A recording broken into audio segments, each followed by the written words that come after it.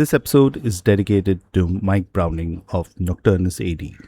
I had the good fortune of speaking to him a couple of years ago on the podcast when they released their last album, Unicursal, and it was a pleasure to speak to someone who'd been so integral to the death metal scene in the US and had a great impact on so many bands. Rest in power, Mike Browning. Hey everyone, welcome to the Trendcrusher podcast. I'm Peter K. On this episode, I'm joined by Joe Haley of Psycroptic. The Aussie death metal juggernauts are back with their new album, The Pulse of Annihilation, and it's out right now. We speak about the album, the contributions of Jason Kaiser from Origin, getting signed to Metal Blade Records, and much, much more. Here's my chat with Joe. Hi, Joe. Welcome to the podcast. Hey, thanks for having me. So we're talking actually in a little over a month or about a month before the release of your upcoming album, The Pulse of Annihilation. How does it feel to kind of be doing press around the album and having a new album out? Yeah, it's good. It's exciting, it's always exciting having a new album. It's just like new songs and new songs to learn and to play and stuff. So we're kind of looking forward to actually getting out there and playing, doing some some touring and stuff and getting out there. But it's good to see. It's always very get a little bit anxious, because it's always putting new stuff out there. It's like it's our art, so it's kind of it's obviously personal to us until it kind of gets out there into the world. So you don't know what people are going to think of it. But we've released a single and people we've released the first single that for the album, and everyone seems to be digging it, so that's good. And I'm pretty excited to. We've got a few more singles coming out until the album drops. So I'm pretty excited to see what people think of it all. Yeah, and we'll talk about the single in a lot more. But before we hit record, we were actually talking about 9 years ago when you guys were in India, and you kind of said it was like a completely new experience for you guys. Uh, I mean, Yeah, even though totally. it's been 9 years, for me, it's like pretty fresh in some sense. What is that like? What are your memories of playing in India? Yeah, I mean, it was just like I was saying, it was just kind of so much different to like what I'd expect.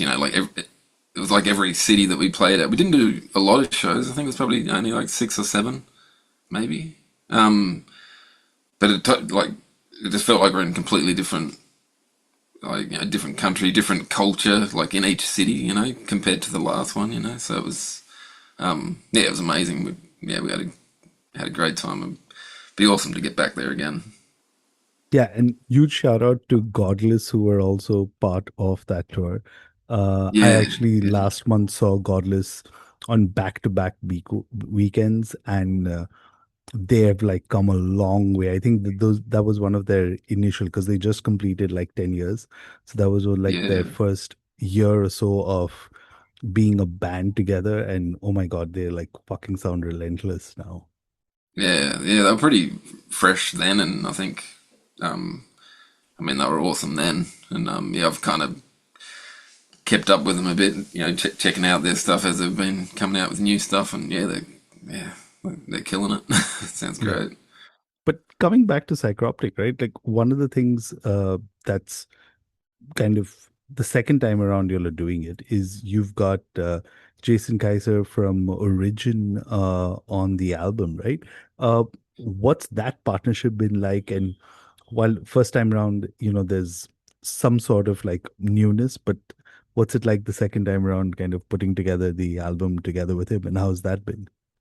Yeah, so it's been kind of it's kind of been a natural progression from our point of view for over the years because like even though officially Kaiser's been kind of I guess like in the band like for like he was on the last album as well. So he was on the new album, the last album. I think maybe the EP before that. Like he was, on the whole album. Like trading off with vocals with Peppo. But like leading up to that, like he'd essentially been part of the Psycroptic camp for years because he would for a long time he would be like our session vocalist because there was a period there where Peppo couldn't sort of come out on the road with us because of family stuff. He had kids and so you would have to sit out, because we'd try to tour as much as we could. And he would encourage that, but because of that, he would have to drop off a few tours, and and because of that, Kaiser would sort of whenever we could, we've had a couple of fill-ins here and there, but kind of our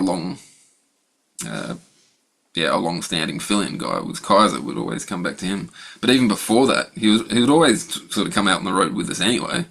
He was either like driving for us or doing merch, so he was kind of already part of the group. So we'd already been used to touring with him for years. And yeah, because he had been sort of filling in for us for years, like it kind of got to a point where there was like, for a long period there, he was probably doing, just as many tours as what Peppo were. And we kind of felt at a point that it was probably worth just, legitimizing that, just like saying, you're basically part of the band. We might as well just make it official that you're in the band. Like we never actually toured, like whenever, as musicians on stage, we still only, tour as a four-piece, so we're always going to be like a four-piece on stage. But I feel like, just having Kaiser on the album and trading off with the vocals, it's sort of, getting both the elements. So it doesn't really, I feel like it doesn't matter who, because they've both got different kind of energies, as like, front men or whatever.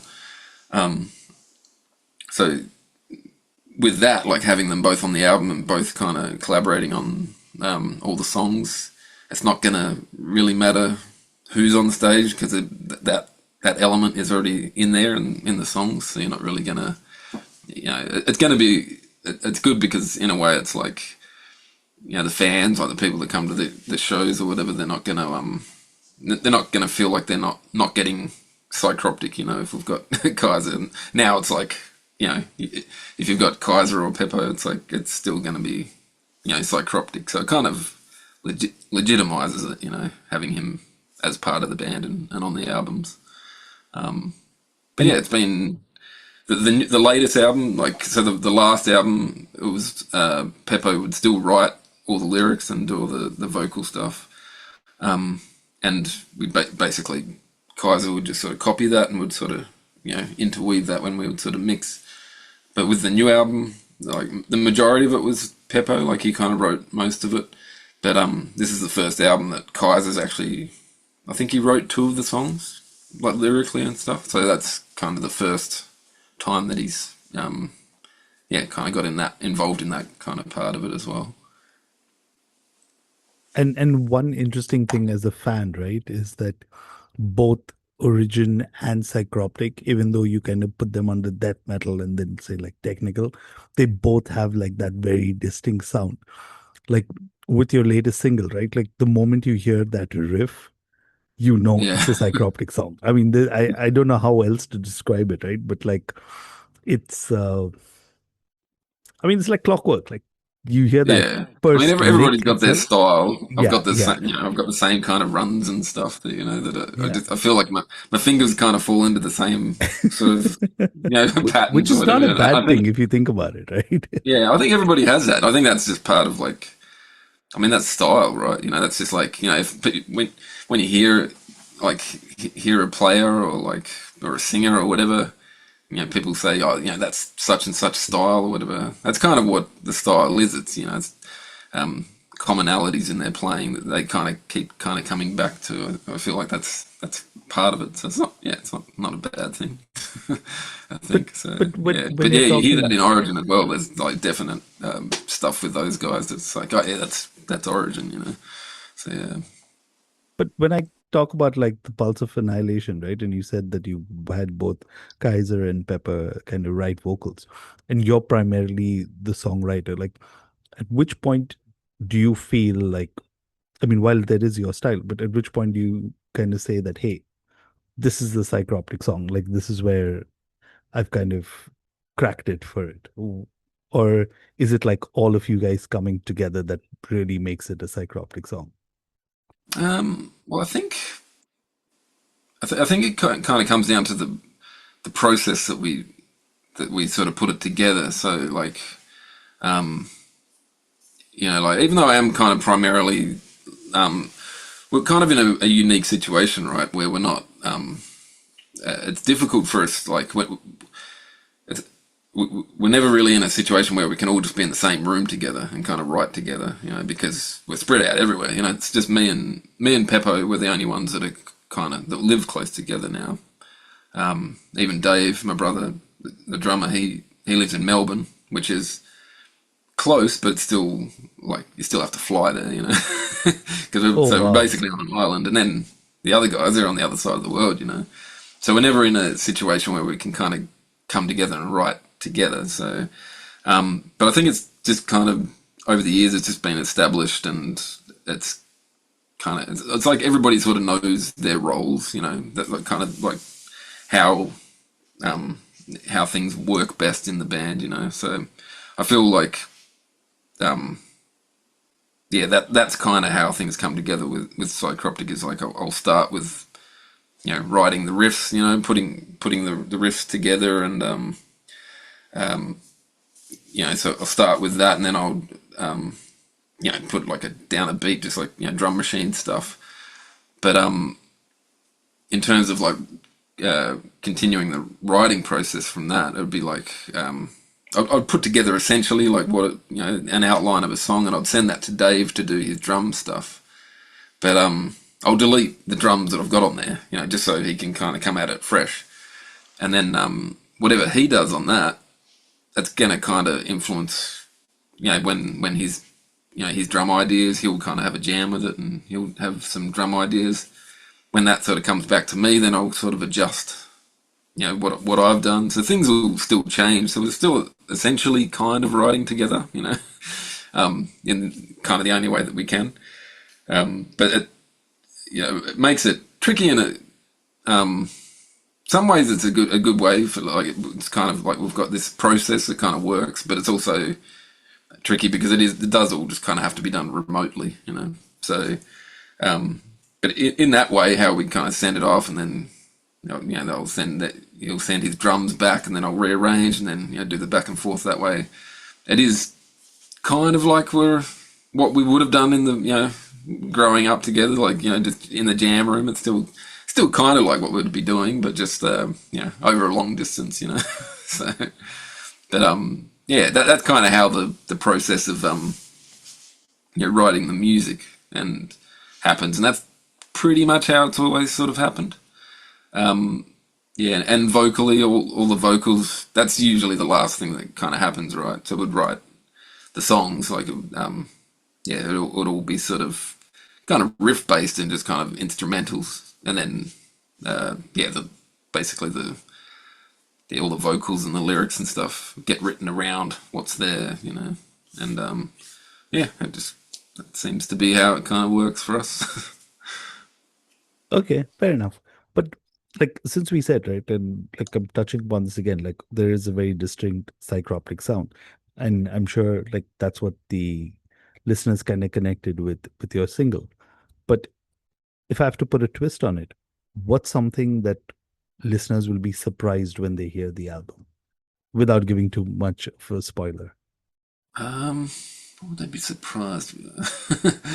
um, I don't know. It's always tricky. It's tricky to know, kind of coming from like the inside, because it's like, I mean, I know kind of like looking back at our albums, you look at like the last album and the album before.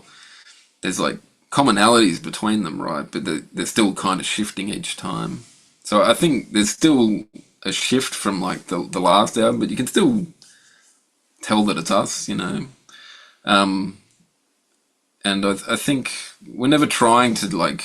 I don't think we're ever consciously trying to sort of do different, you know, do something different. So we're always still trying to do our thing that we do.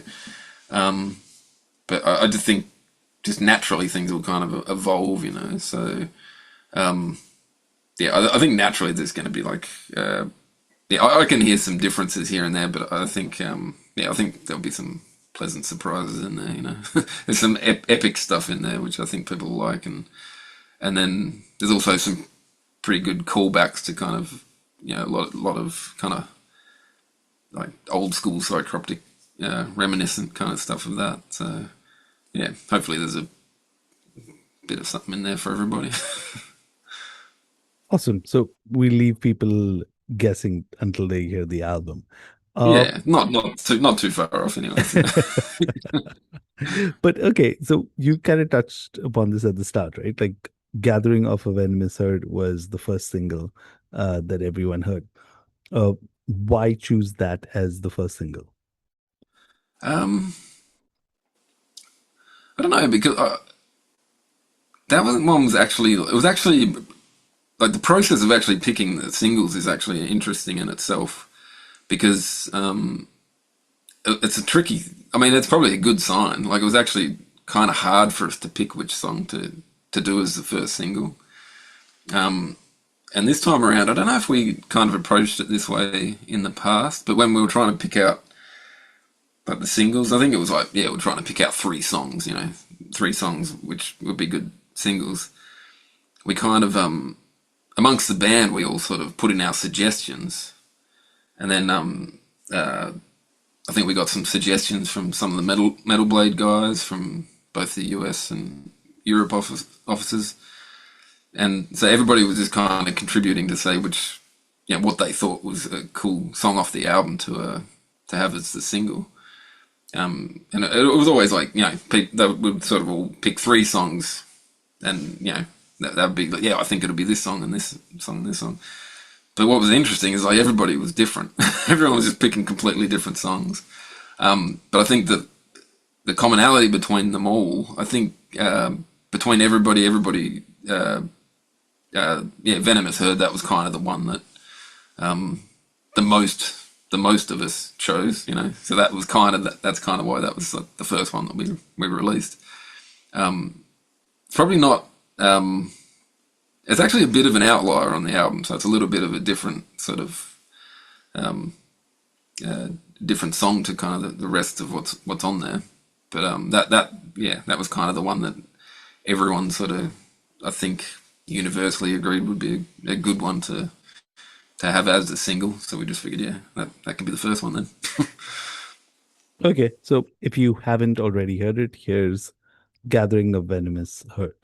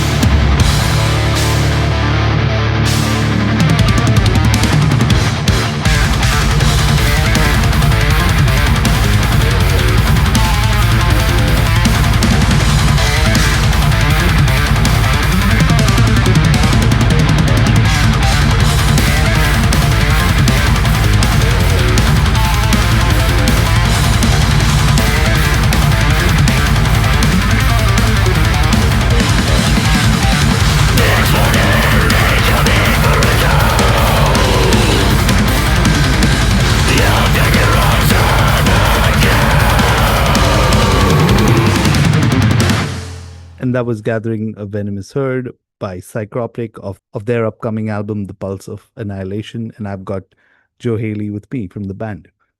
Now, you kind of touched upon Metal Blade, right? And this is your first album for Metal Blade.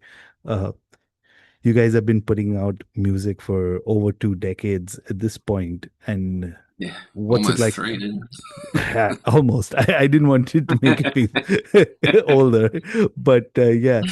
What's it like being on Metal Blade at this stage? And like, you guys have been putting on music for quite some time right now. Yeah, well, I mean, they're a bit of a staple in the metal scene, right? So it's kind of they've been around forever, yeah. And just growing up, we've always been fans of just like so many bands that have kind of gone through Metal Blade, and so that label, it's always you know always been on our periphery. We've always kind of come across it, and it's always kind of looked up to them. So yeah, when that um, when we got to the point of like we're shopping around for a new label, once we're sort of out there and kind of available, they were kind of the first people would sort of think of to try out, and yeah, so they were pretty much the first guys we hit up, and they were the first guys that said, "Yeah, cool." So um, yeah, so that yeah, that'll worked out well, So we're pretty stoked, and like we've actually released. So this will be the first album that we've done with them, but they've also helped in like we've just dropped a couple of singles in the past. Like we did uh, released like a cover just kind of a few months back, which was a re-release. Like we'd actually released it. It was part of the Kingdom Drowns album from 2018, just like a bonus track, but they've already been helping us out a lot, and yeah, I mean it's obviously early days, but yeah, it seems like it's going to be a good thing. Awesome. Glad to hear that. Uh, one thing I love asking musicians is what kind of music they're currently listening to. So do humor me if you can for a bit and share at least what you're listening to. And it could be like metal, non-metal, whatever. Oh man, yeah, it's like, I mean, I'm getting to that, getting to that age, where it's like my my tastes in music kind of, I guess, stopped 10 years ago, and I just kind of keep going back to like I just listen to old stuff. So I'm just still listening to like the old the old albums that I've always kind of gone back to. So I'm not very hip to kind of to new stuff that's out there, but yeah, typically I'm obviously I love metal. I'm all about metal or whatever, but I kind of grew up through I was kind of way into sort of old school, I guess old school thrash stuff. Your Metallicas and your Panteras and stuff. So I'm always just going back to that stuff, but then also just all the rock, your AC/DCs and all that kind of stuff, and even like the grunge era. That was kind of where I was sort of growing up. So I come back to listening to all my Alice in Chains and my Soundgarden and stuff. So, so I'm a bit boring in that department because I'm still listening to the same stuff I've been listening to for 30 years. I don't know about you, but like I have a 9-year-old son, and thanks to Stranger Things, he discovered Metallica and Master of Puppets. And Yeah, it right. took one song, and now there are times where I'm like, "Hey, what do you want to listen to?" And he's like, "Let's listen to the Master of Puppets album." So, Yeah, nice. I mean, it's strange, right? Like I was much older than him when I discovered Master of Puppets, but here at 9, like he knows uh this kind of songs and stuff like that. So, I guess like Yeah, that's you know awesome. what, Metallica doesn't go out of fashion, I guess, right? Yeah, yeah. Well, that's the thing. I mean, like so much of um the newer stuff. I guess if you're talking about more kind of popular stuff, but yeah, I find that because like locally here, I play in like an '80s cover band, so I play like Oh, I'm nice. playing still playing old stuff, just old. like 80s rock stuff and 80s pop and rock and stuff. I find it interesting, we'll be playing those gigs and it's like all these people that come to those kind of shows, they're all kids, they're all like Yeah, 18, they're yeah. in their 20s.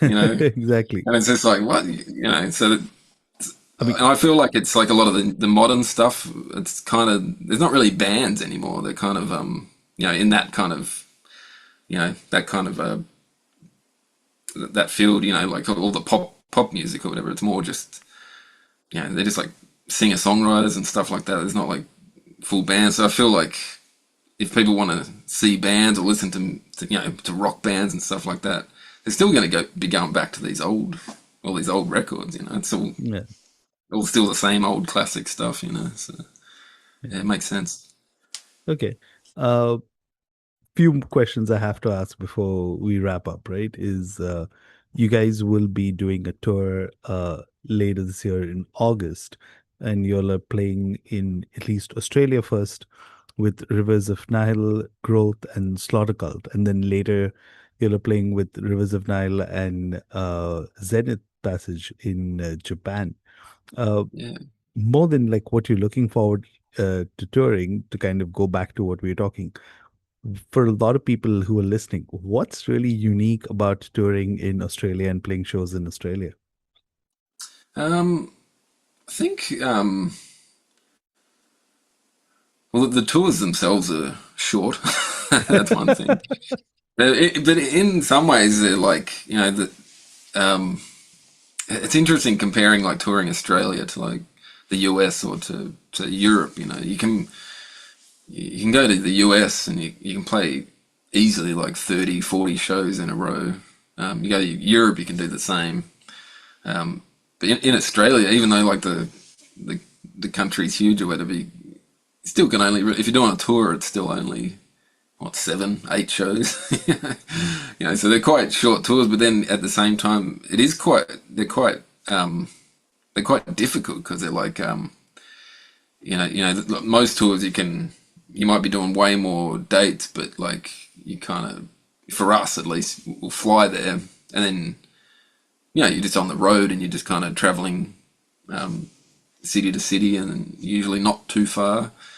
But the only way to get around in Australia is you have to fly. Like the Yeah. distances between the cities are so crazy that that's the only way you can do it. So it actually makes touring pretty like exhausting because you're not really getting much sleep because you're having to get up so early to fly to the next place. So even though the tour is pretty short, it can be pretty grueling.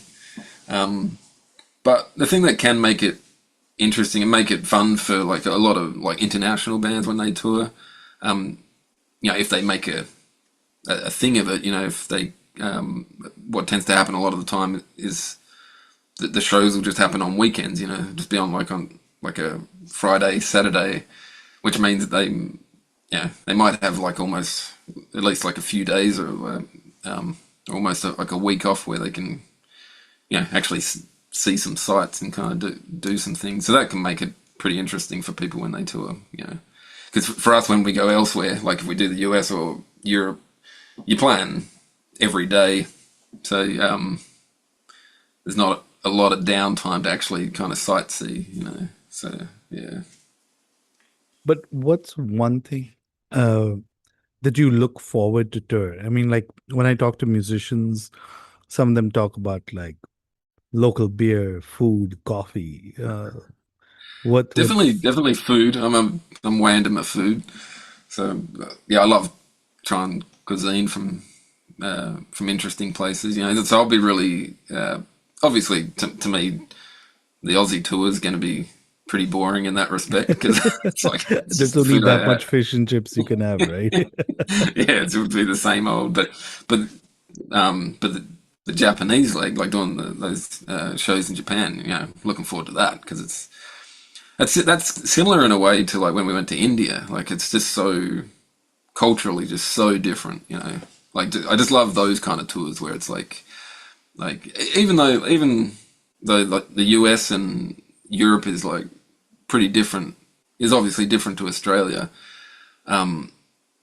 They there's still enough similarities. It's like not.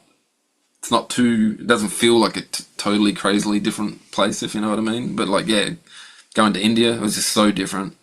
And like, yeah, whenever we've been to Japan a few times now, and every time it's just like, this is like it's just a whole other world, you know. So, yeah, I always like look forward to those kind of experiences, like just touring, interesting different places, you know. So, yeah, that Yeah. should be a good one. Japan's actually on my travel list for next year.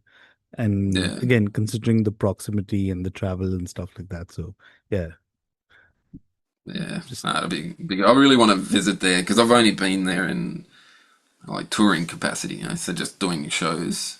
We've been lucky to have a couple of days off, but not enough to. I'd like to go there for like a couple of, a week or two, and just to be able to hang out and just kind of, visit the place and that kind of yeah. thing. So, And yeah, one, I beautiful think, place. at least for me, what's interesting is just how, like, so it's one of the few places in the world where physical media is so important, right? Like, CD sales still happen there. And this was like, irrespective of what happened. Um, I don't know. There's like bands who put out like Japanese editions of Yeah, their album and stuff like that. So that's like really cool. yeah, and that's Uh, always kind of yeah. been a thing that I've found interesting just over the years. Yeah, there's always a Japanese version of something. So it's they're all about having. I've kind of heard that that's a thing. They're all about having something different. So even if you're selling the same thing, it has to be unique to Japan, which I think is cool. Like I really dig that whole idea. Okay. Uh, any indication you can drop on any other shows that you'll be doing this year or probably later next year? Um, I mean, obviously we're going to try and hit as many places as we can, but yeah, nothing that's kind of announced. But like, yeah, so we've got those ones in August that is Australia and Japan, and then yeah, we'll no doubt be doing like the US. We're looking to do that later in the year, but we haven't got um, dates really locked in for that yet. But yeah, we'll definitely be going there, and yeah, hopefully Europe shortly after that. Awesome. So lots to look forward to from listeners all across the world. Uh, Yeah, for sure. Before we wrap up, the mandatory question, any final words you have for anyone who's stuck around and listening so far? Um, no, just yeah, check out the album. Drops July 17th, I think it is. Yeah, hope everybody digs it. We're pretty proud of it, so yeah, hope everybody likes it. Awesome. Thanks so much, Joel. Really appreciate you taking time out and speaking to me. Cool. Cheers. Thanks for having me. And that was Joe Haley from Psycroptic. Always great speaking to him. Before I end this episode, I want to play a track by a band that I heard for the first time, but they have 5 albums out right now. The band I'm talking about is Xenosis. They've got a new album out, Hematic Transmutation. Really killer technical death metal band. If you enjoyed Psycroptic, I think you'll definitely enjoy these guys. Here's Sea of Teeth.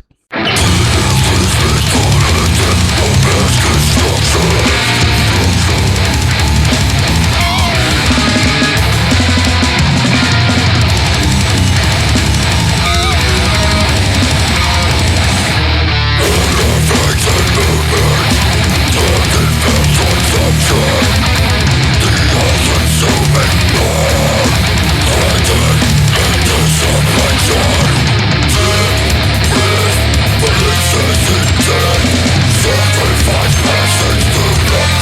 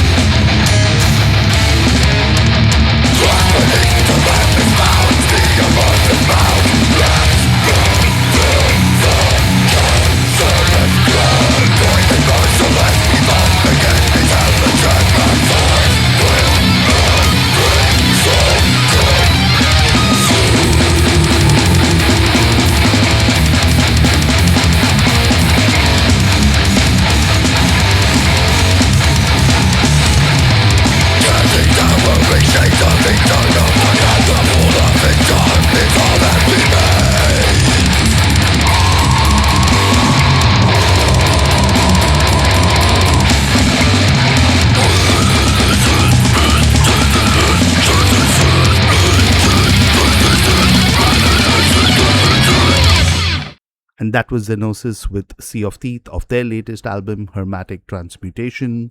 Do check it out. As always, link in the show notes. Support the bands in whatever way you can. Check out the Psycroptic album, check out the Xenosis album.